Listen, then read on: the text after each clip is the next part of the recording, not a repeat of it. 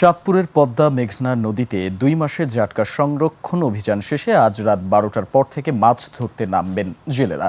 ইলিশের উৎপাদন বাড়াতে মার্চ এপ্রিল এই ২ মাস নদীতে সব ধরনের মাছ ধরা নিষিদ্ধ ছিল। চাঁদপুর অঞ্চলে মেঘনার প্রায় ৭০ কিলোমিটার এলাকা এই নিষেধাজ্ঞার আওতায় ছিল। নিষেধাজ্ঞা শেষে জেলেরা নৌকা ও জাল প্রস্তুত করে রেখেছেন। দীর্ঘ সময় কর্মহীন থাকার পর আবারও জালে ইলিশ ধরা পড়ার আশায় উচ্ছ্বসিত তারা। জাটকা সংরক্ষণ সফল হলে এবং নদী দূষণ নিয়ন্ত্রণ করা গেলে আগামী মৌসুমে আরও বাড়বে ইলিশের উৎপাদন, এমনটি আশা সংশ্লিষ্টদের। ১ তারিখে গান করলাম, আল্লাহ যদি মাছ দেয় তো ফামু, আর না পাইলে তো দেয়নি রয়ে গেলাম। সরকার যদি উন্নত জিনিস আরো দিত আমাদের জন্য, চালটা দেয় ভালো কথা, এটা ভালোর জন্য। আমাদের চাইলে কিছু হয় না। গদের জেলেরা, মোহনপুরের জেলেরা, নামার জেলেরা তারা অভিযান পালন করে না, তাদেরকে পুলিশ ধরছে, পুলিশ ধরে জেল জরিমানাও করছে, জেলও খাটছে।